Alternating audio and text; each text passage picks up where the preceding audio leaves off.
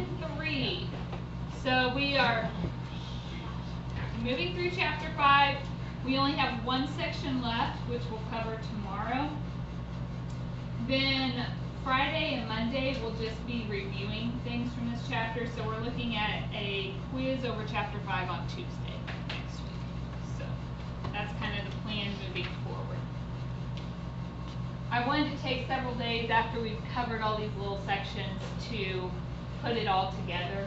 So I've got some review handouts that we'll be doing with all the stuff mixed together, making sure you know what to do when. So once we get through all the individual lists. So today we're talking about independence and the multiplication rule. Yesterday we were doing ors. And or meant we ended up adding things, right? Today we're going to talk about the and piece. So we do have a couple definitions to start us off. Yesterday we talked about mutually exclusive, which meant they both can't happen.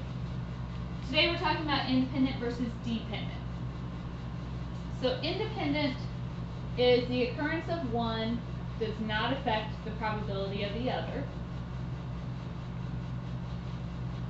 And dependent is when it does affect the other. So I'll let you write this down, then I'll give you an example. So independent events are two things that have absolutely no impact on one another.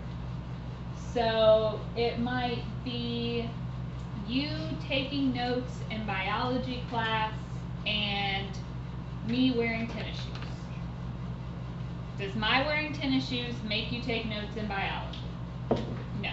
Do you taking notes in biology make me wear tennis shoes? No. They are completely separate from one another, have nothing to do with each other. Okay, dependent, they do affect. So it might be there is a 75% chance of rain today and I wear tennis shoes. Could those have something to do with one another? Yes, because I'm probably more likely to wear tennis shoes instead of sandals if I know it's going to be raining. So independent are completely separate, nothing to do with one another. Dependent, one does impact the other. Today we're focusing on independent events. Tomorrow we'll talk more about the dependent piece. Alright, so let's take a look, and we're just going to do some examples to make sure we can tell the difference between independent and dependent. So suppose you draw a card from a standard 52 card deck and then roll a die. So you draw a card, roll a die. The events draw a heart and roll an even number. Are those independent or dependent? Independent. Does my picking a heart out of that deck of cards change the probability that I roll an even number? No. And vice versa. If I roll an even number, does that make me more likely to draw a heart? No.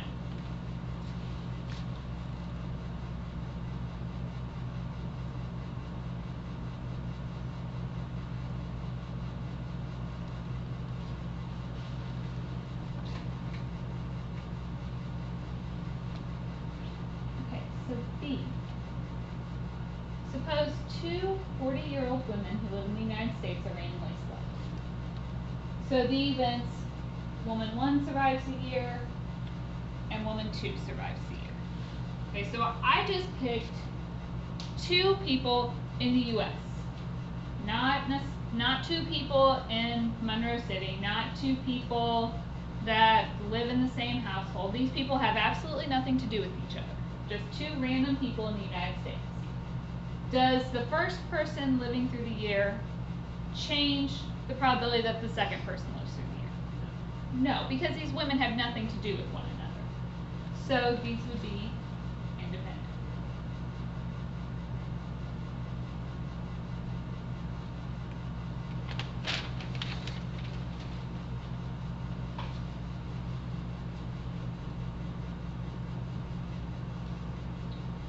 Okay.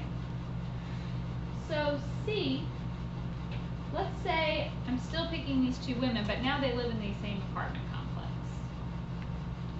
So woman 1 survives a year and woman 2 survives a year. Would that be independent or dependent?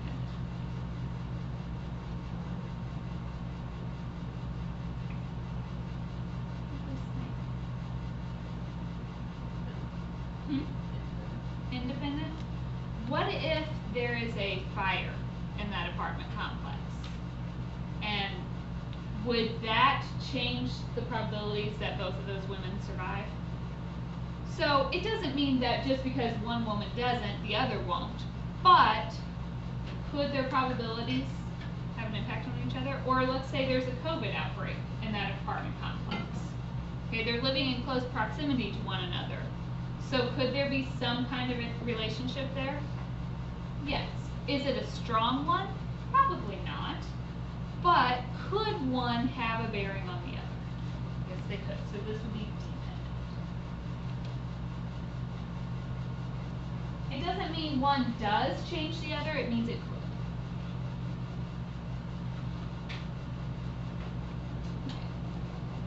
So we have a formula today, which all of these we know are on our formula sheet. This would be, we're at the top of the second page now. So you have the multiplication rule for independent events. That's the one we're talking about. So it's on the formula sheet. This only works if they are independent. So yesterday we saw in our OR, when we found the probability of E or F, we had to subtract off the probability of E and F. Now we're learning how to actually calculate that. As long as they are independent, so they have nothing to do with one another, all you do is multiply their individual probabilities.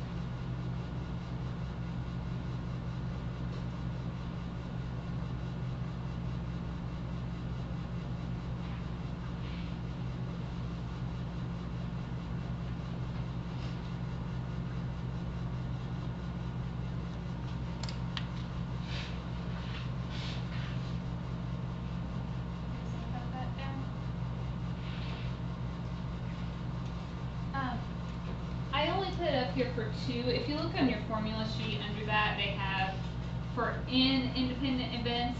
This can work for as many as I want. If I had 5 things that are all independent, you can just multiply all 5 of them. Okay, so you can extend this as needed, as long as the independence is true. So let's look at this.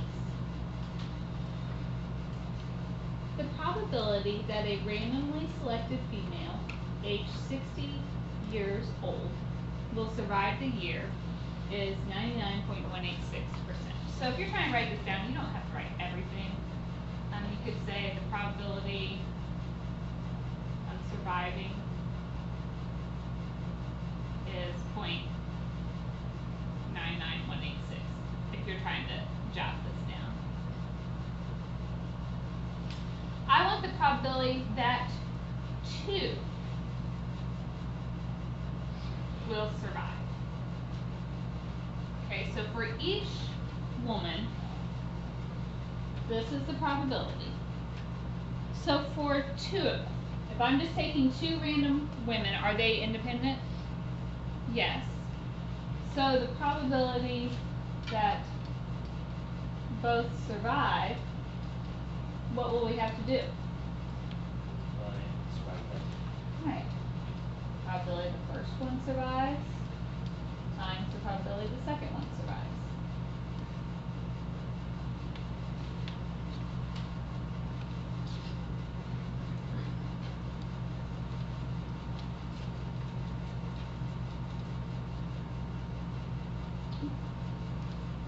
So I get 0.9838 if I do 4 decimal places.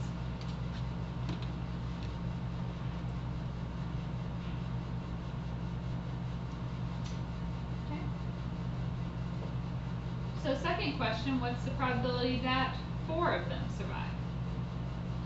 So what do we do?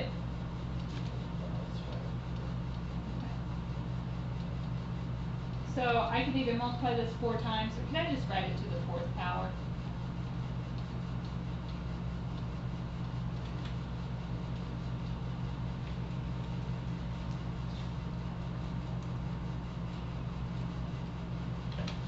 So I get 0.9678.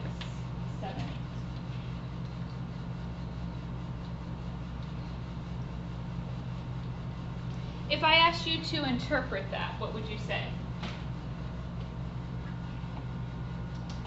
There's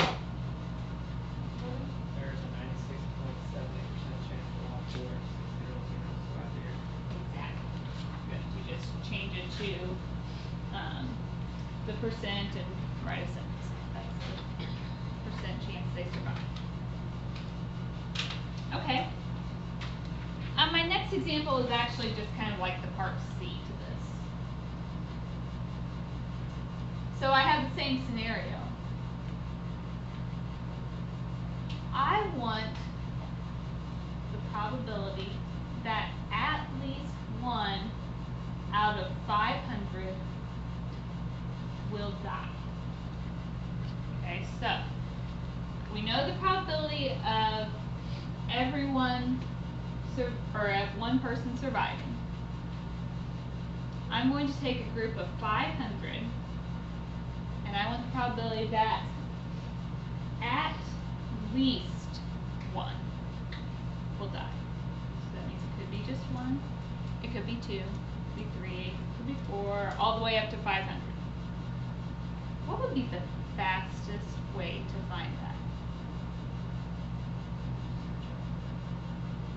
Subtract it from 1 using the complement.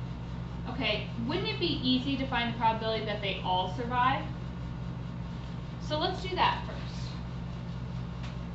Probability that they all survive would be the 0.99186 to what power? The 500th power.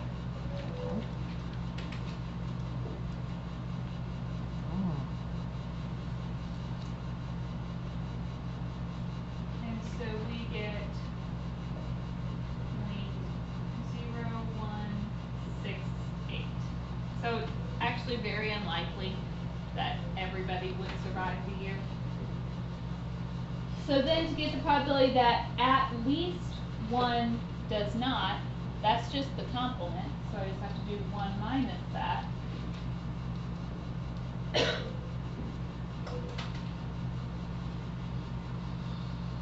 we get 0.9832.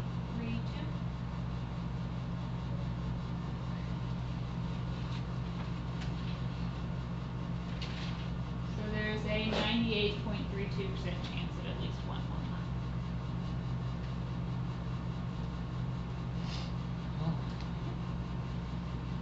You guys ready to try a problem?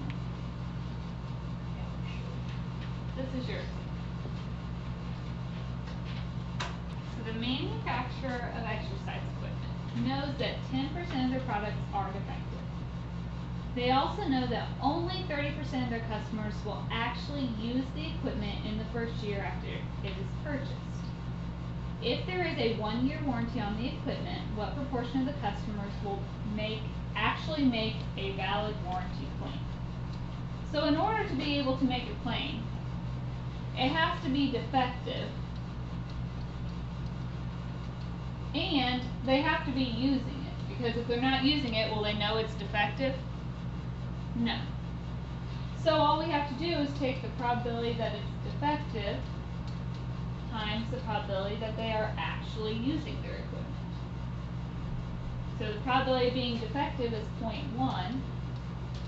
Probability of using it is 0.3. So we get 0.03. There's only a 3% chance they will actually have to follow through with their warranty.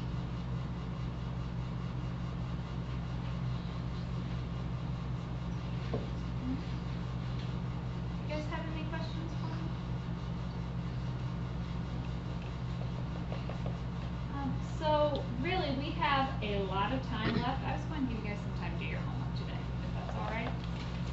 pretty short section. If it's alright. If it's alright. If you don't want me to, I'll move on to the next section. So here is your assignment. Ask questions when you need help.